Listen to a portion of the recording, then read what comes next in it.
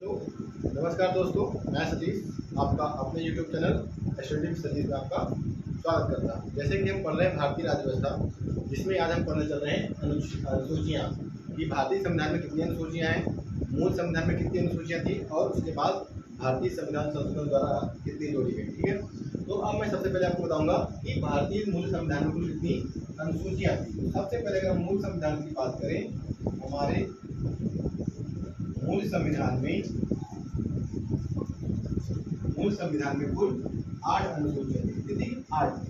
जिसके बाद फिर अभी वर्तमान में कुल कितनी है? 12 अनुसूचियां। जैसे मैंने आपको शुरू के वीडियो में बताया था कि हमारे संविधान में प्रेजेंट समय में 470 अनुच्छेद, 22 भाग और 12 अनुसूचियां हैं। इसमें से अगर शुरू की मतलब मूल संविधान की बात करें तो 395 अनुच्छेद और 8 अनुसूचियां और 20 भाग ही थे, लेकिन उनको संविधान संशोधन थ्रू आगे बढ़ाते चले गए। उसी प्रकार इसमें भी 4 अनुसूचियां जोड़ी गई जो निम्न तरीके से जोड़ी गई। मैं आपको संविधान संशोधन बता देता हूँ कि किस संविधान संशोधन के तहत कौन सी अनुसूची जोड़ी गई। उसके बाद मैं एक करके आपको सारी अनुसूचियां समझाते चला जाऊँ। ठीक है, तो अगर अनुसूचियां कुल कितनी अनुसूचियां जोड़ी गई? 4 अनुसूचियां जोड़ी गई आपके संविधान संशोधन द्वारा।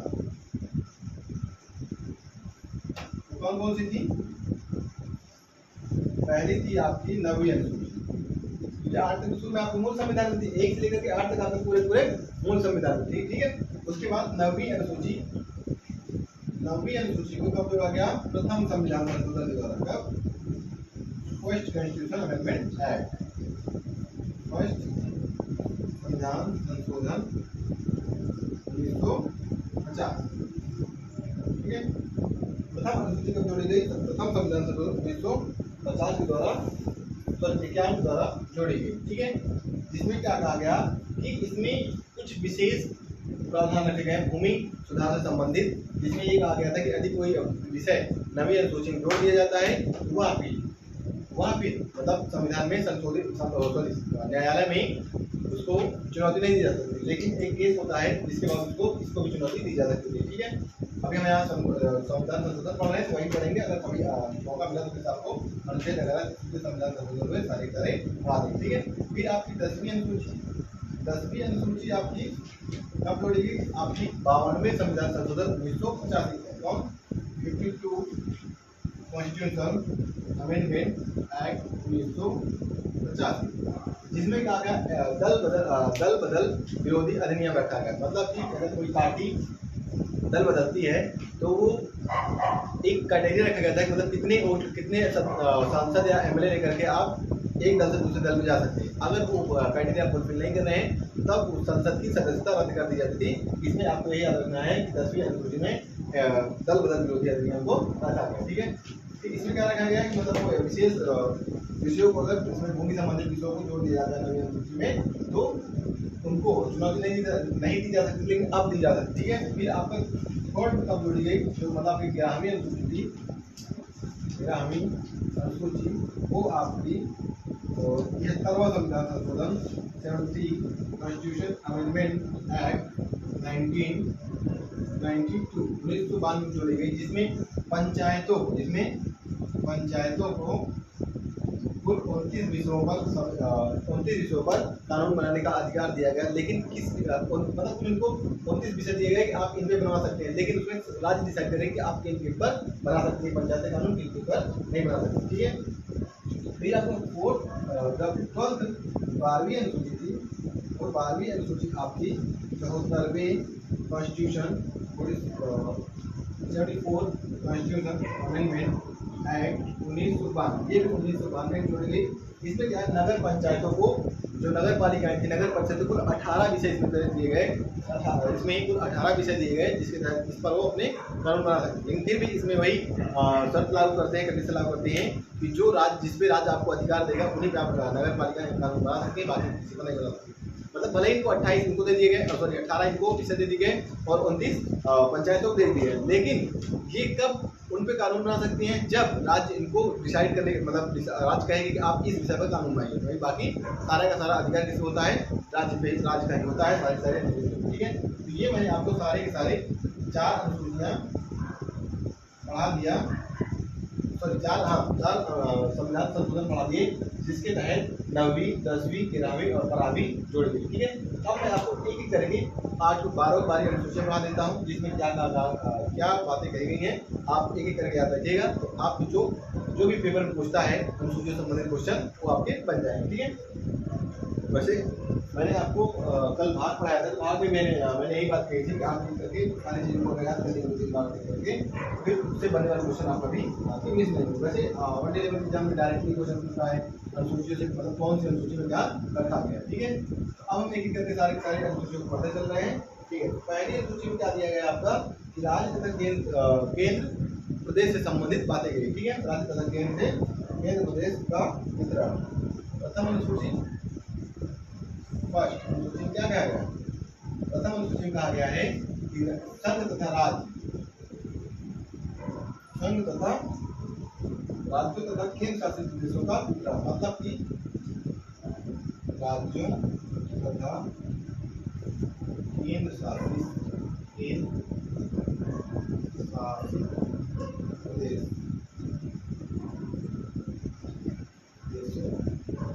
का वितरण, मतलब कि किस राज्य को कितनी सीमा दी गई है, किस केंद्र शासित राज्य को कितनी सीमाएं दी गई हैं, किस सीमा तक वो फैले हुए हैं, प्लस हमारे भारतीय संघ में कितने राज्य होंगे, कितने केंद्र होंगे, सब डिसाइड किया गया किसमें? फर्स्ट शेड्यूल में, मतलब प्रथम अनुसूची में सारी चीजें दी गई। ठीक है, द्वितीय में क्या दिया गया है?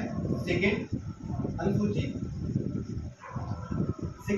में आपकी बात की गई है वेतन भत्ते तथा सुविधाएं, मतलब जितने भी सांसद हैं, जितने भी लोक पदाधिकारी हैं, उनके वेतन की, भत्तों की और सुविधाओं की बात की गई। इसके वेतन भत्ते तथा उन्हें मिलने वाली सुविधाएं, मतलब उनको क्या क्या सुविधाएं दी जाएगी, जैसे कि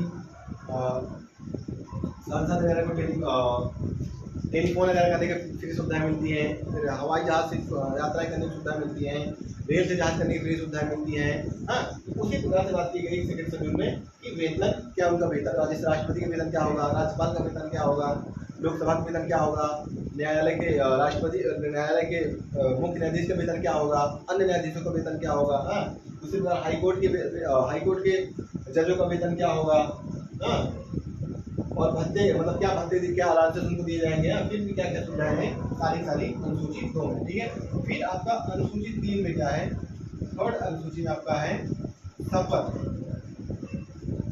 प्रतिज्ञा।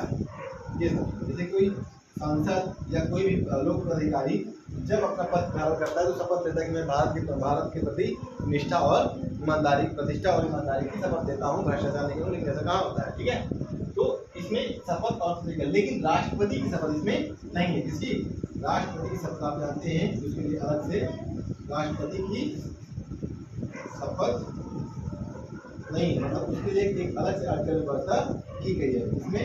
ठीक है, इसको याद रखिएगा।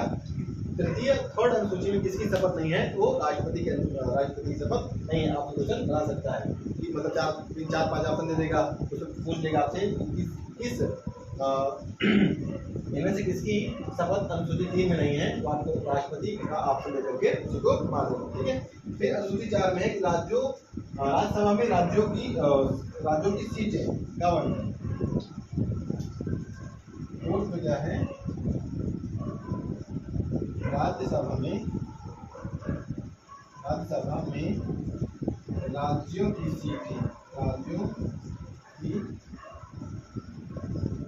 सीटों का आवंटन या वितरण, मतलब इसमें ये कहा गया है किस राज्य की, जैसे उत्तर प्रदेश की, पूरे भारत में अगर देखा जाए तो उत्तर प्रदेश की सबसे अधिक सीटें कहाँ जाती हैं? राज्यसभा में जाती हैं। तो राज्यसभा किसका प्रतिनिधित्व करती है? राज्यों का। जैसे लोकसभा जनता का प्रतिनिधित्व करती है, उसी प्रकार राज्यसभा किसका करती है? राज्यों का। तो सबसे अधिक सीटें कहाँ जाती हैं? उत्तर प्रदेश राज्य से राज्यसभा में सीटें जाती हैं। क्यों? क्योंकि जनसंख्या के आधार पर डिसाइड किया जाता है। ठीक है, फिर आपका 5वीं अनुसूची में क्या है? 5वीं अनुसूची में कॉन्स्टिट्यूशन में SC एंड ST का प्रावधान, SC/ST का प्रावधान, मतलब SC/ST क्षेत्र जिसे कह सकते हैं, मतलब कि जैसे कि आपका चंडीगढ़ हो गया, छत्तीसगढ़ हो गया, झारखंड हो गया, इन क्षेत्रों को विशेष करके एससी और एसटी से लिखा गया, संरक्षित किया गया, मतलब वहां पर इन्हीं लोगों का निवास रहेगा, कोई बाहरी लोग जाकर अतिक्रमण नहीं कर सकते हैं और उनके निवास को प्रभावित नहीं कर सकते। ठीक है, फिर आपका अनुच्छेद अनुसूची 6 में क्या है कि इसमें आपका मेघालय, असम, त्रिपुरा एवं मिजोरम, इन 4 राज्यों को विशेष दर्जा दिया गया है। मतलब उनका जो वहाँ का रूल रेगुलेशन होगा अनुच्छेद अनुसूची 6 के हिसाब से ड्राइव किया जाएगा, मतलब उस हिसाब से यहाँ पर चलाया जाएगा। जैसे मेघालय हो गया, असम हो गया, त्रिपुरा हो गया और मिजोरम हो गया। तो इसको एक बार मैं रिवाइज कर देता हूँ, फिर आगे 6 और बता देता हूँ। या अनुसूची फर्स्ट में क्या कहा गया है कि राज्यों तथा केंद्र शासित राज्यों की सीटों का मतलब क्षेत्र का आवंटन, मतलब कितने राज्यों में कितने केंद्र शासित। दूसरे में क्या है कि सभी सारे लोक पदाधिकारियों या शासन के भागों की वेतन तथा भत्ते। तीसरे में क्या है, सभी की सभी पदाधिकारियों की शपथ, लेकिन राष्ट्रपति को छोड़ करके। ठीक है, फिर आपका चौथे में क्या है, चौथे में राज्यों की सीटों का आवंटन, मतलब राज्यसभा में किस राज्य से कितनी सीटें जाएंगी। पांचवी में क्या है आपका एससी एसटी का विशेष, एससी एसटी क्षेत्र मतलब अनुसूचित क्षेत्र, अनुसूचित जाति तथा अनुसूचित जनजाति क्षेत्र। फिर आपका 6 में क्या है, असम, मेघालय, मिजोरम, त्रिपुरा के लिए विशेष व्यवस्था की गई। ठीक है, तो इसको आप एक बार चाहे स्क्रीनशॉट मार लीजिए, हर जगह पर स्क्रीनशॉट ले लीजिए। उसके बाद मैं आगे 6 की 6 और अनुसूचियां पढ़ा दे रहा हूँ। उसके बाद आपका एक भी क्वेश्चन से बाहर नहीं जाएगा, क्योंकि मैंने आपको पहले क्या पढ़ा दिया, सारे संविधान मतलब संविधान संशोधन पढ़ा दिया कि किस संविधान संशोधन में कौन सी अनुसूची जोड़ी गई। फिर उसके बाद मैं आपको एक करके अनुसूचियां पढ़ा दे रहा हूँ। मैंने 6 तक पढ़ा दी, अब 7 अनुसूची पढ़ाने चल रहा हूँ। सॉरी 6 7 क्या कहा गया है कि संघ, हाँ लिख देता हूँ मैं, 7 में आ गया है कि संघ, राज्य, संघ सूची, राज्य सूची एवं समवर्ती सूची, समवर्ती सूची का वर्णन। ठीक है, मतलब राज्य कितने विषयों पर कानून बना सकता है, संघ कितने विषयों पर कानून बना सकता है, और समवर्ती सूची पर कौन कानून बना सकता है। आपको पता है कि जो संघ की सूची होती है उसमें सिर्फ सेंटर कानून बनता है, जो राज्य की सूची होती है उसमें सिर्फ राज्य कानून बनता है, और समवर्ती सूची में राज्य और संघ दोनों मिलकर कानून बना सकते हैं। ठीक है, फिर आर्टिकल सूची 8 में फिर जब कभी मैं पढ़ाऊंगा आपको तो संघ का मतलब समवर्ती सूची क्या है, राज्य सूची क्या है, उसमें कितने विषय हैं, कौन कौन से विषय पर सेंटर को वरीयता दी गई, कौन कौन से विषय पर राज्य को वरीयता दी गई, तो सारी चीजों को मैं करके पढ़ा दूंगा। लेकिन अभी हम अनुसूची पढ़ रहे हैं तो अनुसूची पढ़ लेते हैं। इसमें क्या है, भाषाएं रखी गई, क्या रखी गई है, भाषाएं, मतलब हमारे भारत में कितनी भाषाएं होंगी। ठीक है, तो वैसे हमारे मूल संविधान में 14 भाषाएं कितनी थी, 14 भाषाएं थी, जिनको अनेक संविधान संशोधनों द्वारा कितना कर दिया गया था। प्रेजेंट टाइम में कितनी है, 22 भाषाएं। सबसे लास्ट कौन, 93 संविधान संशोधन 2011 के द्वारा 4 भाषाएं जोड़ी गई थी, बोडो, मैथिली, संथाली और डोगरी। ये 4 भाषाएं जोड़ी गई थी। जो कौन सा संविधान संशोधन, 93 संविधान संशोधन 2011 के तहत 4 भाषाओं को जोड़ा गया था। प्रेजेंट टाइम में कितनी भाषाएं हमारे संविधान में, कुल 22 भाषाएं। ठीक है, लेकिन मूल में कितनी थी, कुल 14 भाषाएं। ठीक है, फिर अब आपका शेड्यूल 9 आता है। शेड्यूल 9 में जैसे मैंने आपको कुछ देर पहले बताया था कि शेड्यूल 9 में क्या है आपका कि विशेष इसमें कि मतलब न्यायिक समीक्षा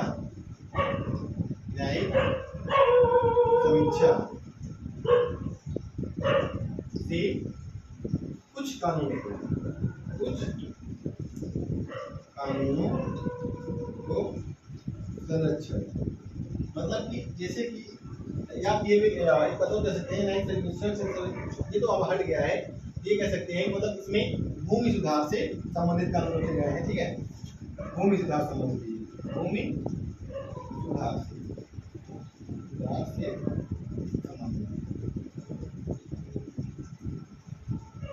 मतलब I R Coelho case versus Tamil Nadu case में जो ये न्यायिक समीक्षा की शक्ति थी, मतलब कि ऐसा कोई भी विषय या ऐसा कोई भी आर्टिकल अगर अनुसूची 9 में जोड़ दिया जाता है तो उसकी न्यायिक समीक्षा नहीं की जा सकती थी। लेकिन फिर जब आयर कोहली केस होता है, आयर कोहली केस वर्सेस तमिलनाडु में, उसमें ये कहा गया था कि अब इनमें भी न्यायिक समीक्षा की जा सकती नहीं, क्योंकि अगर न्यायिक समीक्षा नहीं की जाएगी तो न्यायिक समीक्षा क्या हमारा मूल ढांचा है, मूल ढांचा प्रभावित होगा। हमारे संसद क्या कहते हैं, कहते हैं कि संविधान में कोई भी संशोधन किया जा सकता है लेकिन मूल ढांचे को ध्यान में रखें। तो ये मूल ढांचा फिर क्या हो जाता है, मूल ढांचा सिद्धांत यहाँ पे अवरुद्ध हो रहा था, ठीक है।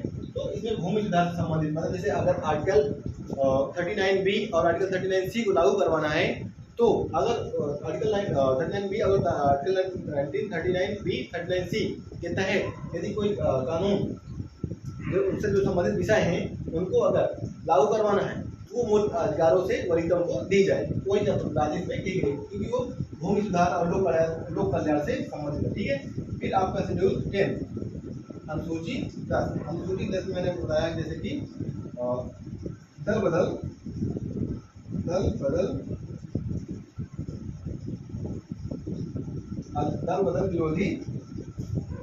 बदल विरोधी कानून बनाए गए। मतलब कि कोई पार्टी कब अपनी पार्टी बदल सकती है, कब नहीं बदल सकती है। अगर वो उन प्रावधानों का फॉलो नहीं करती है तो क्या कर दिया जाएगा, उसकी संसद की जो पद है उसको रद्द कर दिया जाएगा। जिसको 57 कॉन्स्टिट्यूशन अमेंडमेंट एक्ट 1985 में इसको जोड़ा गया, ठीक है। फिर आपकी आती है 11 शेड्यूल, उसमें क्या कहा गया, पंचायतों को 29 विषय दिए गए, मतलब इतने विषयों पर ये कानून बना सकते हैं, ठीक है। फिर इसको कब जोड़ा गया था, 73 कॉन्स्टिट्यूशन अमेंडमेंट एक्ट 1992, ठीक है। मतलब इसमें ये कहा गया कि पंचायतों को 19 विषय दिए जाते हैं जिसको कानून बना सकते हैं, लेकिन किस पे, राज्य से परमिशन लेनी पड़ेगी, राज्य आपको दे रही है इसका परमिशन या नहीं, ठीक है। क्योंकि आप राज्य के तहत आते हैं, मतलब राज्य के अधीन आते हैं, ठीक है। अनुसूची 12 आप लास्ट और अंतिम अनुसूची है 12, इसमें कहा गया है नगर पालिकाओं या नगर पंचायत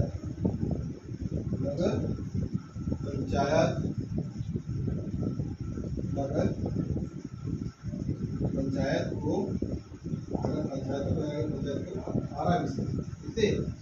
18 विषय, मतलब इनको 18 विषय दिए गए जिन पर ये कानून बना सकते। ये कब जोड़ा गया, 74 कॉन्स्टिट्यूशन अमेंडमेंट एक्ट 1992, ठीक है। ये कब जोड़ा गया था, फर्स्ट कॉन्स्टिट्यूशन अमेंडमेंट एक्ट 1991, ठीक है।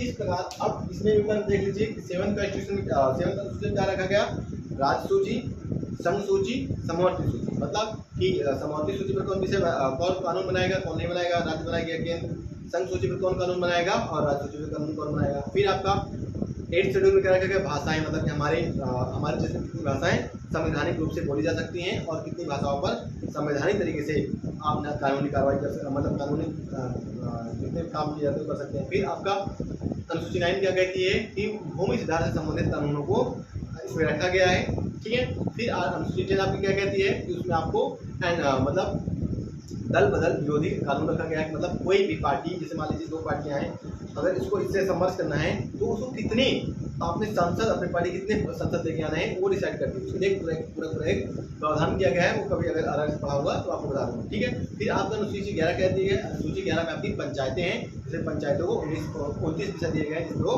कानून बना सकते हैं लेकिन राज्य की परमिशन से। फिर आपकी अनुसूची 12 कहती है कि नगर पालिका को 18 विषय दिए गए हैं, जैसे मैं आपको एक चीज़ बताई गई है कि 18 विषय दिए गए हैं जिसमें वो क्या कर सकती हैं, कानून बना सकती हैं, लेकिन वो फिर भी राज्य की परमिशन लेकर के, ठीक है। तो इस प्रकार मैंने सारी अनुसूचियाँ खत्म कर दी और एक एक करके आप पढ़ लीजिएगा। सारे मैंने कॉन्स्टिट्यूशन अमेंडमेंट बता दिए, कौन से संविधान संशोधन द्वारा कौन सी अनुसूची जोड़ी गई है, प्लस 12 की 12 अनुसूचियाँ मैंने एक एक करके बहुत अच्छे से समझा दी।